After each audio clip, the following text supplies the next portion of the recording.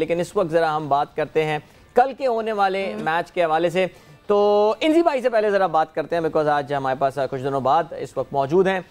इंजी भाई, कोयटा ग्लैडिएटर जो है ना, वो जैसे वो अंग्रेज़ी में कहते हैं ना विशस सर्कल, उससे वो निकल नहीं पा रहा है बाहर। और कल तो एक मौके पे लगा भी कि एक अपसेट हो सकता है 111 पे जब 6 हो गए थे, लेकिन इस्लामाबाद यूनाइटेड बहुत ज़बरदस्त टीम, आप ये देखिए। और जिस तरह ख़ास तौर से कल का मैच आपने देखा होगा, आजम लेकर चला कल, उसने बहुत ज़्यादा अग्रेशन नहीं दिखाया बिकॉज मैच की डिमांड जो है वो यही थी।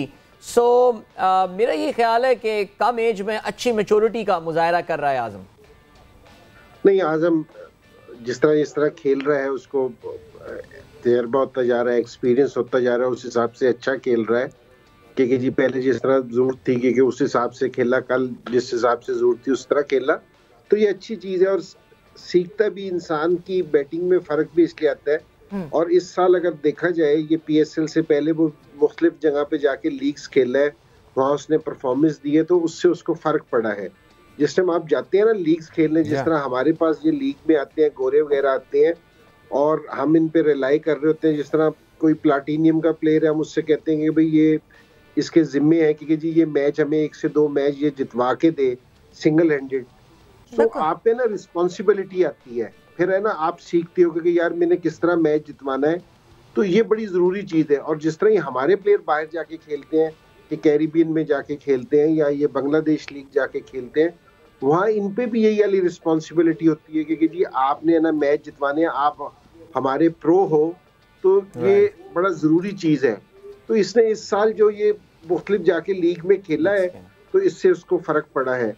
और जहाँ तक कोयटा की बात है, तो कोयटा वाले है ना ग्राउंड में बाद में हारते हैं, लेकिन वो मुझे ऐसा लगता है कि जिस तरह मेंटली वो पहले ही हार चुके हैं। क्योंकि जी वो जीतने के लिए ना, जीत उनके पास आती भी है ना, तो उनको यकीन नहीं आता कि ये हमारे पास ही आ रही है जीत। तो वो मेंटली है ना हार गए। तो हमने पहले भी प्रोग्राम में सारों ने बात की थी कि शाहिद ने भी, मिसबा ने भी, इमाम ने भी, कि इनको अपना माइंड है ना चेंज करना पड़ेगा। जिस माइंड के साथ ये क्रिकेट खेल रहे हैं ना, वो चेंज करना पड़ेगा, इनको बिलीव करना पड़ेगा। तो अब हम बहुत सारी चीज़ों पे बात कर सकते हैं कि जी कोयटा ने यहाँ गलत किया, यहाँ गलत किया, लेकिन मेरे ख्याल में वो ज़हनी तौर पे ना थोड़े से तरह अपने आप को है ना नीचे चले गए हैं कि वो अपने आप को बाहर समझ रहे हैं टूर्नामेंट से। बिल्कुल। और मिसबा मतलब बहुत एप्टली ये इंजी भाई ने जो बात की है, 111 फॉर 6 एक टीम आप कर देते हैं और उसके बाद भी आप उस सिचुएशन पे कैपिटलाइज नहीं कर पाते और अचानक से वही आपको कंधे झुके हुए दिखते हैं। आपकी बॉडी लैंग्वेज ये चीख चीख कर कह रही है कि नहीं जी आप मेंटली खुद हार चुके हैं। तो मतलब ये जो लास्ट मैचेस होते हैं, ये अब ठीक है, अब ये शायद टेबल के लिए नहीं होते, ये इसलिए होते हैं कि let's play for your pride, मगर वो चीज़ भी नहीं दिख रही। देखिए, बात ये है कि जब आप एनालिसिस करते हैं, वो कहते हैं ना get back to the drawing board. Yes. वो जब आप एनालिसिस करते हैं, वो बेहतरी के लिए करते हैं। वहाँ आप देखते हैं कि हमें इम्प्रूवमेंट चाहिए कहाँ पे, बेसिकली हमने चेंज क्या करना है बेहतरी के लिए। तो चेंज तो ये कर रहे हैं, लेकिन for the sake of change और ओनली बैटिंग ऑर्डर चेंज कर रहे हैं, वो मुझे समझ नहीं आ रही। आप एक चीज़ को तो आप देख ही नहीं रहे कि आपका सबसे बड़ा वीक लिंक जो बॉलिंग में है, वो आपका थ्रू आउट खेली जा रहा है। हर मैच उसी पे आके आपका ख़राब होता है और उसके बारे में आप नहीं सोच रहे। फिर आपका जो बैटिंग ऑर्डर है, मैं हमेशा कहता हूँ कि वो आप प्रीवियस रिकॉर्ड्स को देखते हुए फिर आप किसी का बैटिंग ऑर्डर सेट करते हैं कि भाई इसकी जो स्ट्राइक रेट है, एवरेज है, कहाँ ज़्यादा इफेक्टिव है, कहाँ इसकी शॉट्स हैं। अब इस अंदाज़ा लगाएं कि आप पिंडी में ऐसी टीम के अगेंस्ट जिसमें सारे फास्ट बॉलर हैं, एक लेग स्पिनर है और लेग स्पिनर को गुप्टिल अच्छा खेलता है, गुप्टिल को आपने नहीं खिलाया।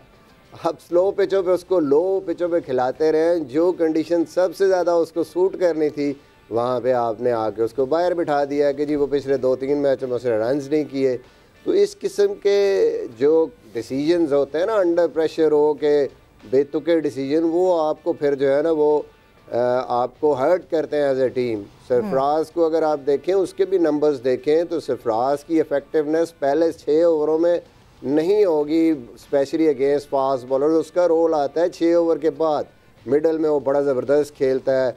एक तो वो रोटेट करता है स्ट्राइक को, फिर स्पिनर्स को, फिर उसको लेके चलता है आगे तक। अब पहले ओवर में आउट होने के बाद for the sake of change सिर्फ आप 3 पे भेज दें, प्रीवियस जो इतने सालों का उसका रिकॉर्ड है, डाटा है, सारी चीज़ों को आप नहीं देखते, तो फिर क्या होता है कि आप नई चीज़ एक जो है ना इनोवेट करने की कोशिश कर रहे हैं। इनोवेशन पे तुक्का होता है, कोई कर गया, जैसे नवाज को कल अचानक आपने भेजा, ठीक है जी वो चल गया। इसी तरह नजीबुल्लाह ज़रदान भी कर गया, बहुत अच्छा खेला है, बट उसकी भी जो इफेक्टिवनेस है अगेंस्ट न्यू बॉल या अर्ली ऑन नहीं है अगेंस्ट पेस, वो भी नीचे खेलता है 8, 9, 10 ओवरों के बाद और एंड पे जाके पावर हिटिंग करता है। वो कर गया, लेकिन आपने कोई एविडेंस नहीं देखा, बस आपने एक चेंज कर दी। तो मतलब ये वो चीज़ें हैं जो आपको देखनी होती हैं टीम बनाते हुए कि भाई हम जो कर रहे हैं उसका कोई प्रूफ भी है हमारे पास पीछे, वो नहीं हो रहा। और इंजी भाई की बात बिल्कुल ठीक है, जो सबसे बड़ा फैक्टर है कि मेंटली आप हार चुके हैं, मेंटली आपको यकीन ही नहीं आ रहा कि हम कोई मैच जीत सकते हैं, तो आप अगली टीम से हारने की बजाय ना खुद ही को तरीका ढूंढ लेते हैं मैच हारने का। कल अब जिस तरह का मैच था, मुझे सिर्फ ये था कि इन एनी केस कुछ भी हो जाए, मुझे लगता था कि क्वेटा यहाँ से इस्लामाबाद का जीतना यहाँ से मुश्किल है, लेकिन सिर्फ एक चीज़ मैं सोचता था कि क्वेटा जिस किस्म की सिचुएशन में है, ये कोई ना कोई गलती करेगी और मैच इनके हाथ से निकल जाएगा। राइट, और वो गलती जो है वो चलें हम गलती पे आने वाले थे और मैं बोलने कि वो गलती क्या है, लेकिन उस गलती की बात करेंगे हम ब्रेक के बाद। तो we are going towards a break now. और या वेरी इंटरेस्टिंग डिस्कशन, क्वेटा के हवाले ज़ाहिर और बात होनी है और उनके स्पेसिफिकली हम प्लेयर्स के हवाले से भी बात करेंगे। और जहां लूजिंग एटीट्यूड की बात हुई है, वहां इस्लामाबाद यूनाइटेड के विनिंग एटीट्यूड पे बात करना भी बनता है।